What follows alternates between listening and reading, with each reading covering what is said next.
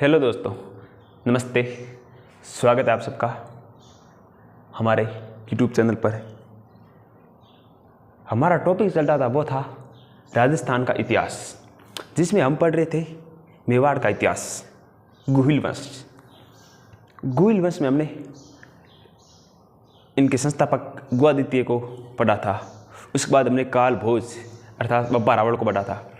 इनके बारे में हमने जानकारी ली है। और अब हमारा आते हैं अगला टॉपिक है वो है चेतर सिंह, जिनका शासनकाल था वो था 1233 ईस्वी से 1253 ईस्वी तक। चेतर सिंह थे वो थे कुमार सिंह के ये वंशज थे। इनके समय दिल्ली पर शासन था वो था शमसुद्दीन इल्तुतमिश, जिन्हें अलमस के नाम से भी जाना जाता है। ठीक है, इल्तुतमिश ने चेतर सिंह के काल पर नागदा पर आक्रमण किया था। तब चेतर सिंह ने अपनी नई राजधानी बनाई थी, वो बनाई थी चित्तौड़ को। चित्तौड़ से पहले राजधानी थी वो थी नागदा, और नागदा बाद इन्होंने चित्तौड़ को राजधानी बना लिया था। हालांकि चेतर सिंह ने इल्तुतमिश को हरा कर यहाँ से खदेड़ दिया था। और ये हमें जानकारी प्राप्त होती है अमीर मर्दन के ग्रंथ के अनुसार, और इस ग्रंथ के रचयिता थे जयसिंह सूरी। ठीक है दोस्तों,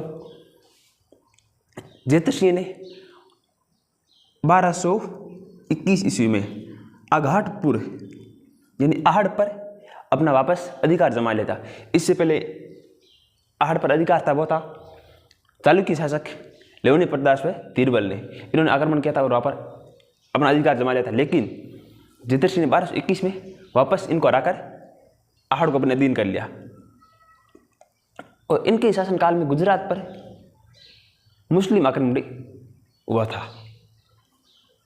और चेतर सिंह को चित्रकूट, मेदपाट, आघाट एवं वागड़ के शासक भी कहते हैं। चित्रकूट, मेदपाट, आघाट एवं वागड़ के शासक। ये जानकारी हमें प्राप्त होती है वो है कुंभा द्वारा कुंभलगढ़ परिस्थिति से, जो 1460 ईस्वी में निर्मित हुई। इनके बारे में हम आगे पढ़ेंगे जब राणा कुंभा के बारे में पढ़ेंगे। ठीक है, और मेवाड़ के इतिहास का स्वर्ण काल कहा जाता है चेतर सिंह के काल को। इनके शासनकाल को मेवाड़ का स्वर्ण काल भी कहा जाता है। और ये डॉक्टर दशरथ शर्मा ने कहा था। ठीक है, और चेतर सिंह का देहांत हुआ था, मृत्यु वो हुई थी 1309 में, अर्थात सन पूछा जाए तो 1253 ईस्वी के आसपास माना जाता है। सटीक जानकारी नहीं है, लेकिन लगभग 1253 आता है या 1309 पूछ लिया जाएगा, इससे बात नहीं होगा। चेतर सिंह के देहांत की हमें जानकारी प्राप्त होती है वो एक ग्रंथ के अनुसार होती है, और उस ग्रंथ का नाम है श्रावक प्रतिक्रमण सूत्र चूर्णी। और इनकी रानी थी, उनका नाम था जयतल देवी। जयतल देवी ने चित्तौड़ में ही श्यामा पार्श्वनाथ मंदिर का निर्माण करवाया था। मेवाड़ की महारानी थी, तो इन्होंने श्यामा पार्श्वनाथ मंदिर का निर्माण भी करवाया था, जो चित्तौड़ में स्थित है। ठीक है दोस्तों, चेतर सिंह के बारे में हम इतने पढ़ेंगे। इसके बाद अगला टॉपिक होगा वो होगा हमारा तेज सिंह। तेज सिंह के बारे में पढ़ेंगे, जिनका शासनकाल है 1253, क्योंकि 1253 में जब चेतर सिंह की मृत्यु हुई थी तो 1253 में ही इनका राज्याभिषेक हुआ था, जो 1273 ईस्वी तक था।